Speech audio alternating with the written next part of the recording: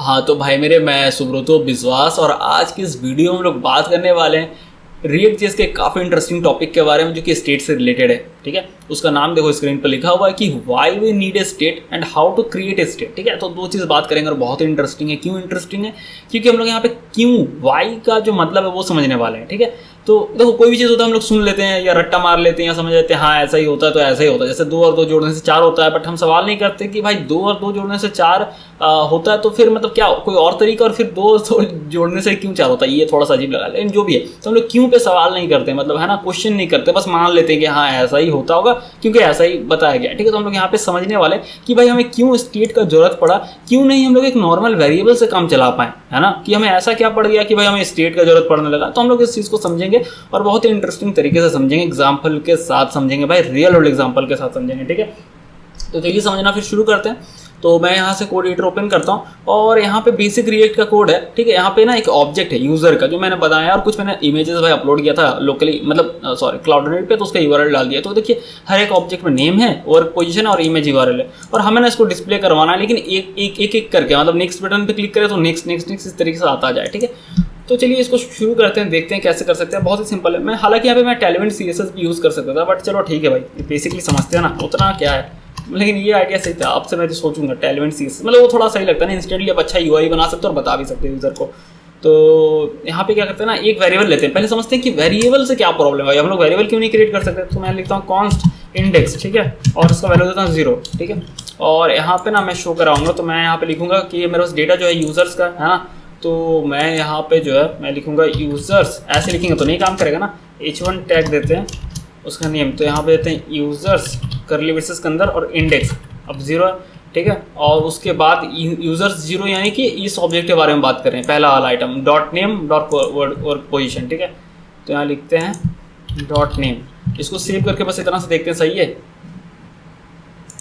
तो भाई यहाँ पे ये बिल्कुल सही है। ठीक है, बिल्कुल ये सही है, नाम ही बिल्कुल सही आ रहा है। ठीक है, वापस जाते हैं कोड पे, और यहाँ पे जो है इसके बाद हम लोग इसी तरीके से यूजर्स और इंडेक्स डॉट वर्क पोजीशन, ठीक है, इसको सेव करते हैं और देखते हैं यहाँ पे बिल्कुल सही आ रहा है। ठीक है, एकदम सही आ रहा है। और यहाँ पे थोड़ा स्टाइलिंग कर देते हैं, बॉर्डर px सॉलिड नहीं डैश रेड। ठीक है, ऐसा कुछ दे देते हैं तो थोड़ा सा लगे, मतलब ठीक है ऐसा कुछ नहीं, बट फिर भी थोड़ा सा लगे, मतलब भाई की।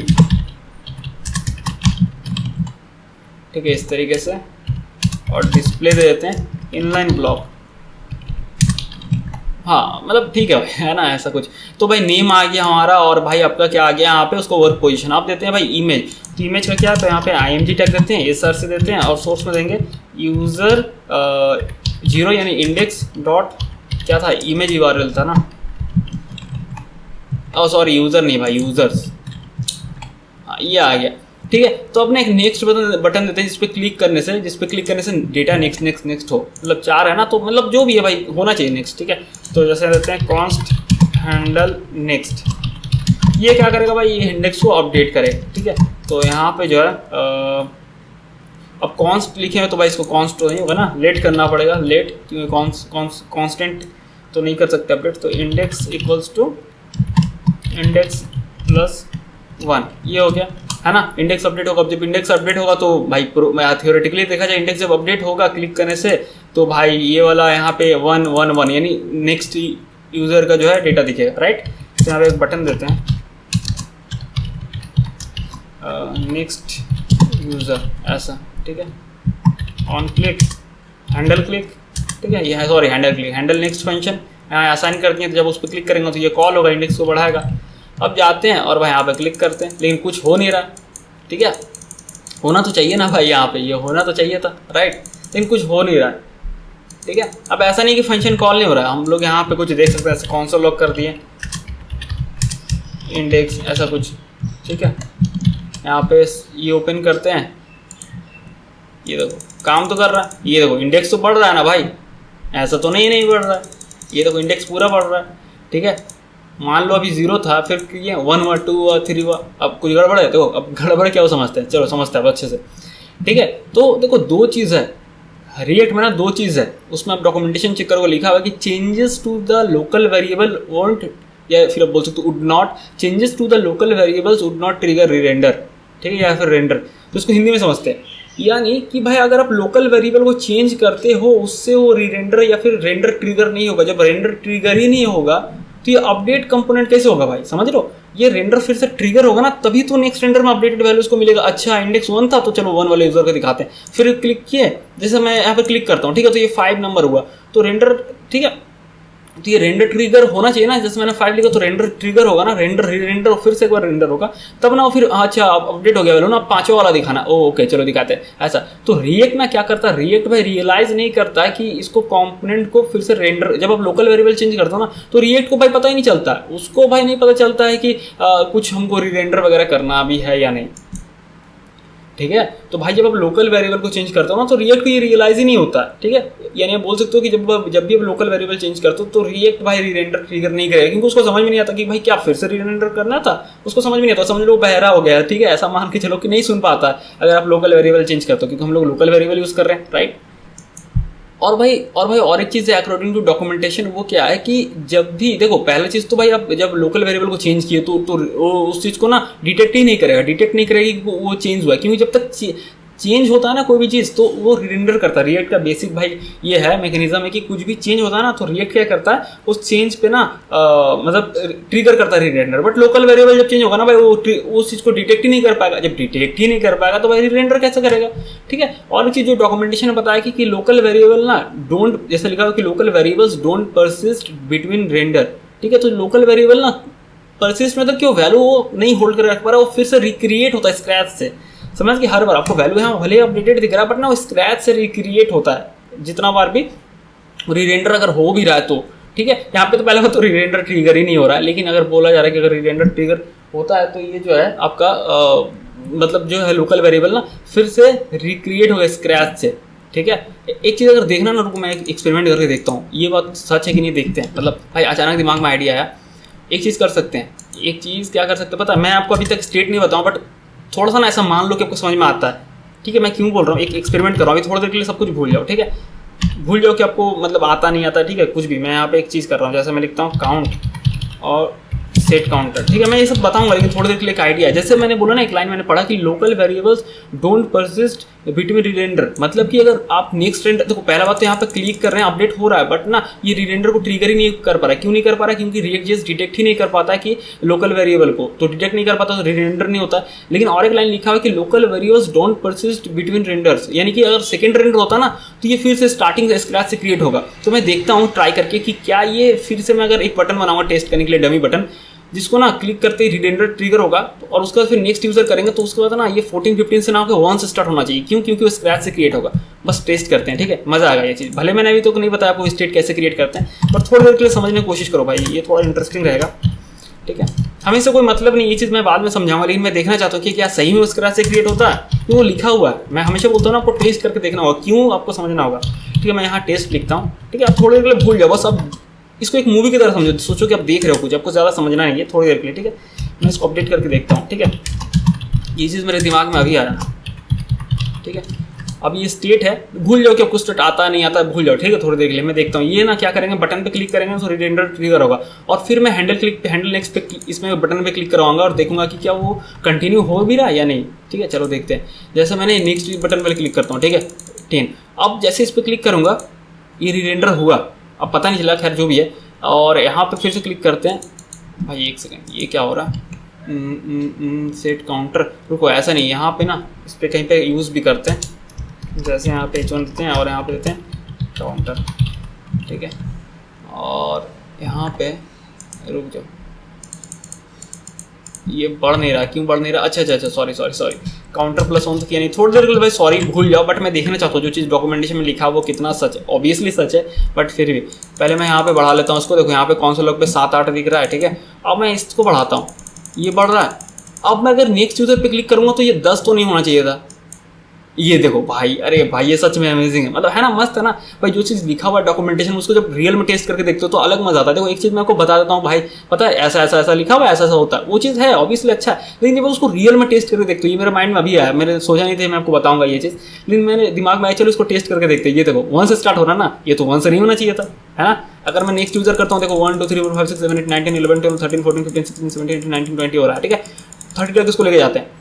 अब 30 तक लेके तो देखो कंपोनेंट हमारा रीरेंडर हुआ ही नहीं, ठीक है, क्योंकि ये लोकल वेरिएबल वाला था। लोकल वेरिएबल चेंज होता है तो कंपोनेंट डिटेक्ट ही नहीं कर पाता, डिटेक्ट नहीं कर पाता तो उसको रीरेंडर करेगा नहीं। लेकिन ये वाला स्टेट वाला था, और जैसे मैं इसको अपडेट करूंगा, अपडेट हुआ, अब ना ये कंपोनेंट रीरेंडर हो गया। क्या मैंने बोला था, local variable don't persist between rerenders, जो कि लिखा हुआ है डॉक्यूमेंटेशन में। यानी कि जब आप रीरेंडर कंपोनेंट सेकंड टाइम करेंगे, थर्ड टाइम करेंगे ना, तो वो लोकल वेरिएबल को स्क्रैच से क्रिएट करेगा। वो याद नहीं रखिएगा कि पहले 30 था या जबकि हम लोगों ने 30 तक इसको ला के रखा था, ठीक है। अब देखो, अब अगर फिर से मैं नेक्स्ट यूजर पर क्लिक करूंगा ना, तो 31 नहीं आएगा, 1 आएगा। ये देखो 1 2 3 4 फिर से शुरू हो रहा है, ठीक है। तो कितना कमाल का चीज़ है। तो अब जब तक टेस्ट करके नहीं देखोगे समझ में नहीं आएगा, ठीक है। तो मैं इसको अंडू कर देता हूँ। ये तो बस सबको समझाने के लिए था जो डॉक्यूमेंटेशन में लिखा हुआ है, ठीक है। इसको मैं वापस कर देता हूँ इस तरीके से, ठीक है। तो अब हम लोग समझते हैं कि समझ में आ गया कि भाई लोकल वेरिएबल क्या लफड़ा लोकल वेरिएबल में, ठीक है, क्यों नहीं रख सकते हैं, ठीक है। तो जब भी हमें अपडेट करना होता है ना कोई कंपोनेंट को, हमें 2 चीज़ चाहिए होता है कि जो डेटा है ना वो रिटेन रहे, यानी कि जो डेटा वो गायब ना हो जाए, वो स्क्रैच से बार बार क्रिएट ना हो। जैसे यहाँ पे लोकल वेरिएबल स्क्रैच से क्रिएट हो रहा था हर रीरेंडर में, वो डेटा रहा रहे, जितना भी रीरेंडर हो डेटा रहे, कहीं गायब ना हो जाए, फिर से स्क्रैच से नहीं क्रिएट हो। और एक चीज़ होना चाहिए कि वो डेटा को जब भी अपडेट करे ना, डेटा को जब भी अपडेट करे तो वो ना रीरेंडर करे, ट्रिगर रीरेंडर करे, क्योंकि जब तक रीरेंडर ट्रिगर ही नहीं होगा तब तक अपडेटेड डेटा दिखेगा क्यों, मतलब दिखेगा कैसे, समझ गए। तो ट्रिक, जैसे मैं यहाँ पे नेक्स्ट यूजर पे क्लिक कर रहा हूँ तो यहाँ पे ना रीरेंडर होना चाहिए ताकि 1 वाला इंडेक्स का डेटा यहाँ पे शो। तो रीरेंडर ये हो ही नहीं रहा क्योंकि लोकल वेरिएबल को रिएक्ट डिटेक्ट ही नहीं कर पाता है भाई, समझे। तो हमें इस चीज़ के लिए क्या चाहिए होगा, अब आते हैं हम लोग यूज स्टेट हुक पे। जबकि यूज स्टेट हुक पे अलग से सीरीज आएगा, 8-10 वीडियो आएंगे, लेकिन अभी के लिए हम लोग समझते हैं कि हम लोग समझ गए कि क्यों हम लोग वेरिएबल, क्यों हुक मतलब सॉरी क्यों स्टेट वेरिएबल यूज करते हैं और क्यों हम लोग वेरिएबल यूज नहीं करते हैं। यहाँ तक आपको समझ में आ गया, ठीक है। अब हम लोग समझेंगे कि हम लोग कैसे स्टेट को क्रिएट कर सकते हैं। तो उसके लिए यूज स्टेट हुक हमें यूज़ करना पड़ता है। अब मैं यहाँ पे आपको बेसिक बताऊंगा, लेकिन इसका एडवांस वर्जन भी आएगा जिसमें कि 8-10 वीडियो हुक के ऊपर आएंगे, यूज स्टेट हुक के ऊपर, जो आप समझ पाओगे। लेकिन बेसिक भी समझते हैं, ठीक है। तो यूज स्टेट हुक 2 चीज़ प्रोवाइड करता है, एक क्या, एक स्टेट वेरिएबल प्रोवाइड करता है और आपको एक फंक्शन प्रोवाइड करता है जिसमें कि आप उस स्टेट वेरिएबल को अपडेट कर पाओगे। जब आप अपडेट करोगे ना तो भाई रीरेंडर को ट्रिगर करेगा, और जब रीरेंडर ट्रिगर होगा तो भाई आपको अब कंपोनेंट में जो है अपडेटेड वैल्यू देखने को मिलेंगे, ठीक है। तो कैसे करते हैं, तो मैंने ऑलरेडी यहाँ इंपोर्ट करके रखा है, आपको रिएक्ट पैकेज से यूज स्टेट हुक को इंपोर्ट कर लेना है, ठीक है। तो हम लोग जो इंडेक्स रखे थे ना, हम लोग इंडेक्स नहीं रखेंगे, इसको मैं कमेंट कर दे रहा हूँ। यहाँ पे हम लोग कैसे रखेंगे, तो कॉन्स्ट, अब यहाँ पे ना भाई बहुत सारा चीज़ होता है, जैसे मैं बताता हूँ आपको। यहाँ पे हम लोग लिखेंगे इस तरीके से क्यों लिखते हैं, अच्छा पहले नॉर्मली लिखते हैं, पहले ABCD लिखते हैं ऐसे, और यहाँ पे यूज स्टेट हुक देते हैं, और इसके अंदर हम लोग इनिशियल वैल्यू देते हैं। तो इनिशियल वैल्यू का मतलब क्या, जो स्टार्टिंग में रहेगा, जैसे इंडेक्स हमने इनिशियल वैल्यू 0 दिया था, क्यों, क्योंकि हम लोग चाहते थे फर्स्ट आइटम रेंडर हो, ठीक है। तो हम लोग यहाँ 0 देते हैं, और ना मैं कॉन्सोल लॉग करके आपको दिखाता हूँ ABCD, तो आपको समझ में आएगा कि माजरा क्या। पता है आप लोगों में से बहुत कोई को पता है, लेकिन फिर मैं एक चीज़ बताना चाहता हूँ भाई, एरर क्या आ रहा है, इंडेक्स इज नॉट डिफाइंड। अच्छा इंडेक्स को भी रहने देते हैं, नहीं तो ना भाई क्या होगा कि वो नीचे यूज़ हो रहा है ना, रिलोड करते हैं तो यहाँ पे ना ABCD को रिटर्न, देखो यूज स्टेट हुक को हमने कॉल कर उसको स्टोर करवाया किसमें, ABCD वेरिएबल में। अब ABCD वेरिएबल क्या है, कॉन्सोल लॉग की है, यहाँ फंक्शन है, 2 चीज़ है। पहला ये एरे आ रहा है, ठीक है, और एरे में पहला वैल्यू जो एक्चुअल वैल्यू जो इनिशियल वैल्यू हमने पास किया था, ठीक है, और दूसरा आइटम फंक्शन है जो अपडेट करने के लिए फंक्शन। मैंने बोला था ना कि यूज स्टेट हुक 2 चीज़ करता है, क्या करता है, आपको जो है आपको भाई 2 चीज़ देता है, एक स्टेट वेरिएबल देता है पहला आइटम, और दूसरा आइटम देता है एज अ फंक्शन देता है जिसे आप अपडेट कर सकते हो। अब भाई ऐसा क्यों देता है, देखो ऐसा इसलिए देता है ना कि जावास्क्रिप्ट में पॉसिबल नहीं है कि मल्टीपल वैल्यू रिटर्न किया जा सके, ठीक है। गोलैंग ऐसा लैंग्वेज है, ऐसा बहुत सारे कुछ लिमिटेड लैंग्वेज है जिसमें आप मल्टीपल वैल्यूज को रिटर्न कर सकते हो, लेकिन जावास्क्रिप्ट नहीं पॉसिबल है। अब मल्टीपल चीज़ को लिए क्या करते हैं, एरे में हम लोग बनाते हैं, कोई ऑप्शन है नहीं, क्या कर सकते हैं ना, इसलिए हम लोग एरे में देते हैं। अब एरे में दिया ना तो आप इसको एक्सेस कैसे कर सकते हो, ABCD इस तरीके से 0 लिख के एक्सेस करो, या फिर ABCD 1, ठीक है, इस तरीके से 1 लिख के एक्सेस करो। लेकिन हम लोग यहाँ पे डी स्ट्रक्चरिंग का कॉन्सेप्ट रखते हैं, यानी कि उन दोनों को उससे बाहर खींच के लाते हैं और उसको एक वेरिएबल का नेम देते हैं। कैसे, देखो यहाँ पे हम लोग अकाउंट्स लिखने के बाद ऐसे लिखेंगे, थोड़ा अजीब है, वियर्ड है, ठीक है, क्योंकि एरे है ना, एरे है, इसीलिए हम लोग इस तरीके से लिखेंगे। डिस्ट्रक्चरिंग ऑब्जेक्ट आता तो करली ब्रेसेस में लिखते हैं। अब पहला आइटम जो है ना वैल्यू है, तो उसको हम लोग कुछ भी नाम दे सकते हैं, जो भी नाम देंगे वो नाम का वेरिएबल बनेगा और उसमें वो वैल्यू आ जाएगा, ठीक है। तो अब ये क्योंकि इंडेक्स है तो हम लोग यहाँ पे लिखते हैं इंडेक्स, ठीक है, ऊपर वाला को कमेंट कर देते हैं, तो सेम नाम हो जाएगा। ठीक है, तो इसका मतलब ये है ना कि पहला इस एरे का पहला आइटम ना इंडेक्स नाम का वेरिएबल में उसका वैल्यू में स्टोर हो जाएगा।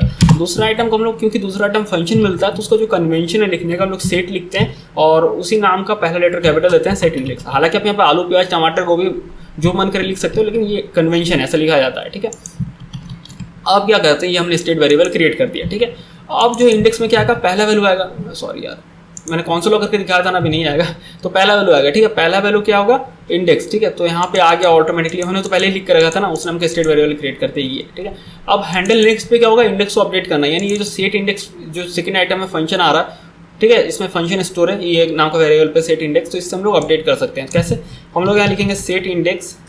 ठीक है, इसको कॉल करेंगे और इस पर हम लोग लिखेंगे पहले का वैल्यू क्या था, इंडेक्स प्लस 1, एक बढ़ा देंगे। ठीक है, अब जब ये स्टेट वेरिएबल को, ये फंक्शन क्या करेगा, स्टेट वेरिएबल को अपडेट करेगा, और जब स्टेट वेरिएबल अपडेट होता है ना तो कंपोनेंट रीरेंडर ट्रिगर होता है। जब रीरेंडर ट्रिगर होगा ना तो ऐसा नहीं फिर से इंडेक्स 0 हो जाएगा, जैसे वेरिएबल में स्क्रैच से क्रिएट हो रहा था, नहीं, वो अपडेट जो हुआ 1 वैल्यू आएगा, फिर अपडेट करेंगे, फिर रीरेंडर ट्रिगर होगा, फिर 2 वैल्यू आएगा, ये नहीं स्क्रैच से क्रिएट होगा जैसे वेरिएबल में हो रहा था। चलिए देखते हैं, नेक्स्ट यूजर करते हैं ये। ठीक है, ये देखो, तो नेटवर्क से लोड हो रहा है ना, मेरे को लगा भाई ऐसा क्यों हो रहा है, मैं इसको फिर से रिलोड करता हूँ, हो सकता है नेटवर्क मेरा स्लो। ठीक है, जैसा नेक्स्ट यूज़र किया, ये देखो आ गया। ठीक है, बॉब स्मिथ, फिर नेक्स्ट यूज़र किया, ये देखो आ रहा है।